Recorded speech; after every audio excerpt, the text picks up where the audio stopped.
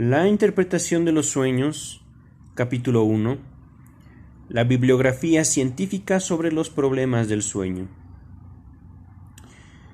En las páginas que siguen demostraré que existe una técnica psicológica que permite interpretar los sueños y que, si se aplica a este procedimiento, todo sueño aparece como un producto psíquico provisto de sentido al que cabe asignar un puesto determinado dentro del ajetreo anímico de la vigilia. Intentaré además aclarar los procesos que dan al sueño el carácter de algo ajeno e irreconocible, y desde ellos me remontaré a la naturaleza de las fuerzas psíquicas de cuya acción conjugada o contraria nace el sueño. Llegada a este punto, mi exposición se interrumpirá, pues allí el problema del sueño desemboca en cuestiones más amplias, cuya solución debe acometerse en otro material. Antepongo un panorama de las opiniones de autores que me precedieron, así como del estado actual de los problemas del sueño en el pensamiento científico. Lo hago porque en el curso de la exposición misma no tendré muchas ocasiones de volver sobre ello. A pesar de un esfuerzo más que milenario, la comprensión científica del sueño ha avanzado muy poco. Esta opinión es tan general entre los autores que parece superfluo avalarla con citas aisladas. En las obras que incluyo como bibliografía al final de este trabajo se encontrarán muchas observaciones sugerentes y un rico e interesante material sobre nuestro tema, pero poco o nada que acierte con la naturaleza del sueño o resuelva definitivamente sus enigmas. Y menos todavía, desde luego, es lo que ha pasado al conocimiento de las personas cultas. ¿Qué concepción se tuvo del sueño en las épocas iniciales de la humanidad? Entre los pueblos primitivos, y qué influencia pudo ejercer el sueño sobre sus intuiciones acerca del mundo y del alma? He ahí un tema de tan alto interés que solo a disgusto excluyo su tratamiento del presente texto. Me remito a las conocidas obras de Sir John Lubbock, Herbert Spencer, E. B. Taylor y otros, y solo he de agregar que no podremos apreciar el alcance de estos problemas y especulaciones sino después que hayamos resuelto la tarea que tenemos por delante, la, entre comillas, interpretación de los sueños, se cierran comillas. En las ideas que los pueblos de la antigüedad tenían sobre el sueño resuena manifiestamente un eco de la concepción primitiva. Se suponían que los sueños estaban en relación con el mundo de seres sobrehumanos en que ellos creían y que traían revelaciones de los dioses y los demonios. Además, estaban convencidos de que contenían un mensaje importante para quien lo soñaba. Por regla general, le anunciaban el porvenir. La extraordinaria diversidad del contenido de los sueños y de la impresión que dejaban volvió muy difícil, por añadidura, formarse una concepción unitaria acerca de ellos, y obligó a esclarecer múltiples distingos y a crear grupos de sueños de acuerdo con su valor y su confiabilidad. Desde luego, el juicio que cada uno de los filósofos de la antigüedad se formó acerca del sueño no fue independiente de la posición que estaba dispuesto a conceder a la mántica en general. En los dos escritos de Aristóteles donde se trata del sueño, este ya se ha convertido en el objeto de la psicología. Se nos dice que no es un envío de los dioses, no es de índole divina, sino demoníaca. En efecto, la naturaleza misma es demoníaca y no divina, vale decir, el sueño no surge de una revelación sobrenatural, sino que obedece a las leyes que el espíritu humano, a las leyes del espíritu humano, que, por otro lado, está emparentado con la divinidad. El sueño es definido como la actividad anímica del durmiente en cuanto duerme.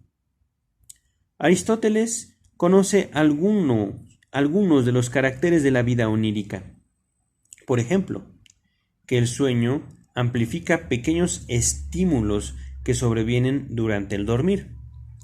Entre paréntesis, se cree estar atravesando un fuego y abrazarse en él, cuando en verdad solo ocurre un calentamiento insignificante de este o de aquel miembro. Se cierran los paréntesis. Y de esta conducta extrae la conclusión de que los sueños bien pueden revelar al médico los primeros indicios, todavía imperceptibles durante el día, de una alteración corporal incipiente. Como es sabido, antes de Aristóteles, los antiguos no tenían al sueño por un producto del alma soñante, sino por una inspiración de los dioses. Ya desde la antigüedad, entonces, se impusieron las dos corrientes opuestas de apreciación de la vida onírica que hemos de encontrar en todas las épocas. Se distinguía entre sueños veraces y valiosos, enviados al durmiente para ponerlo en guardia o anunciarle el porvenir, y sueños vanos, engañosos y nimios, cuyo propósito era precipitarlo en el error o reafirmarlo en su perdición.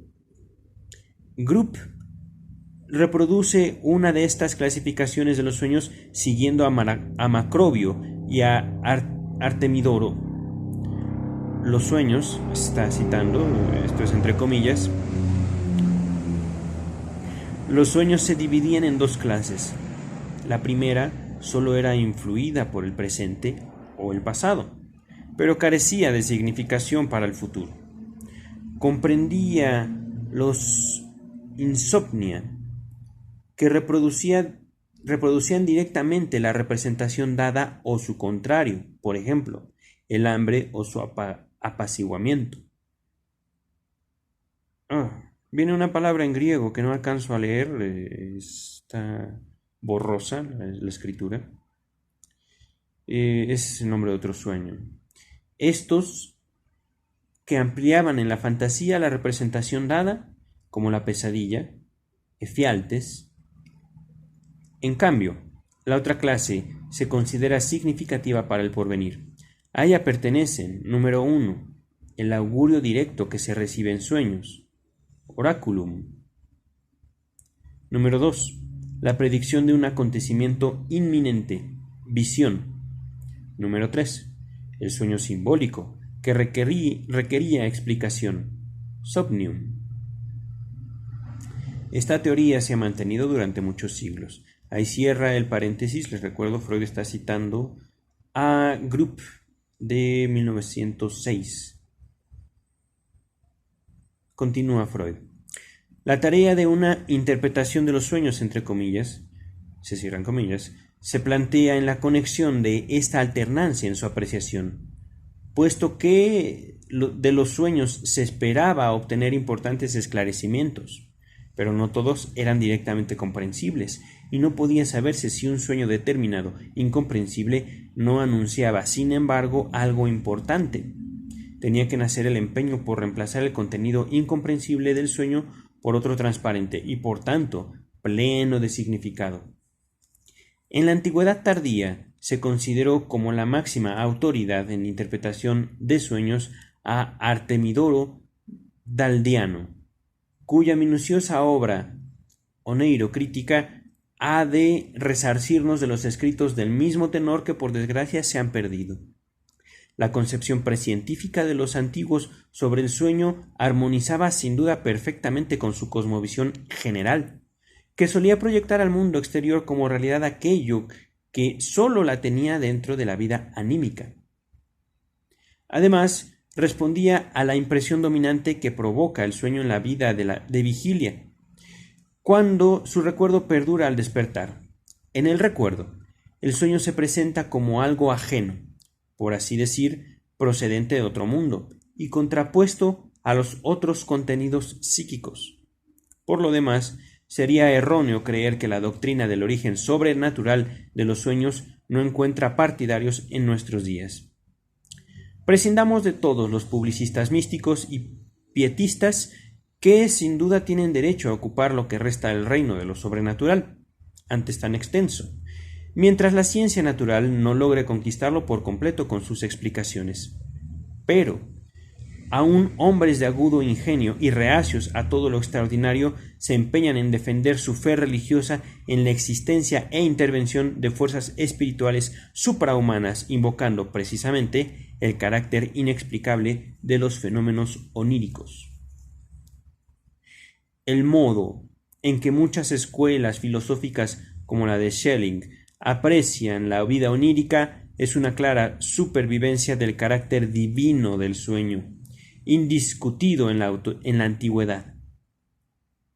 Y tampoco ha terminado la controversia sobre la virtud adivinatoria del sueño en cuanto anunciador del porvenir. Los intentos de explicación psicológica no bastan para dominar el material reunido.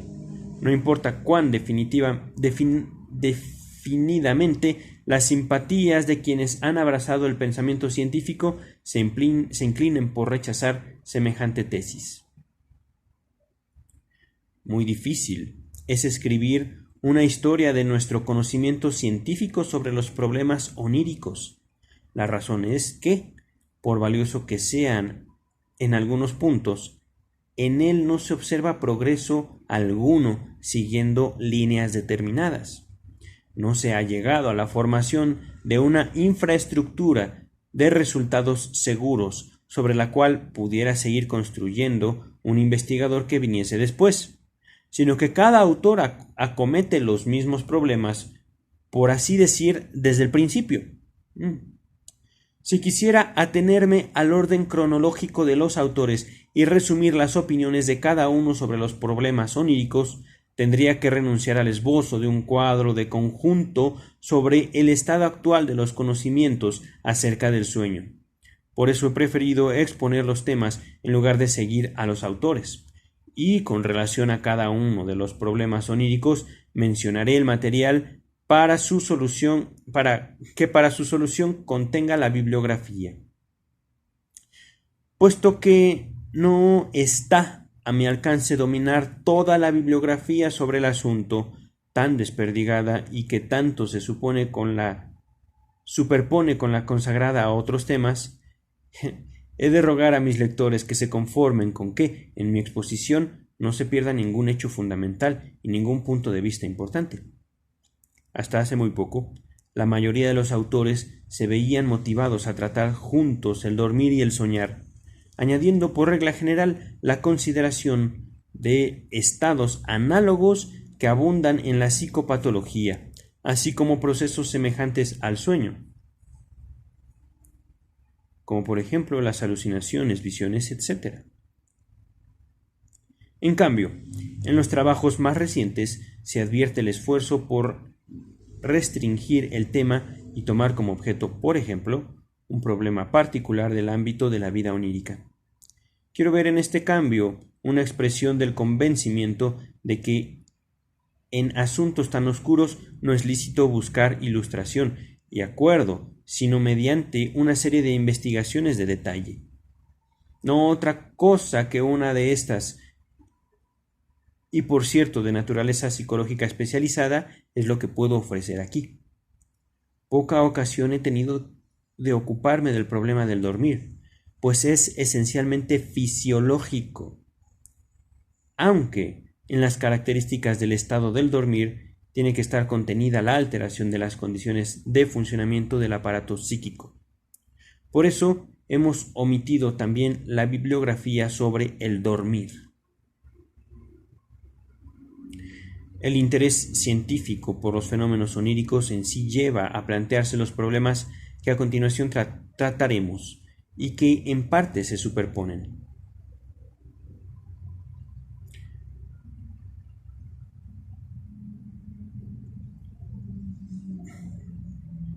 Voy a terminar aquí.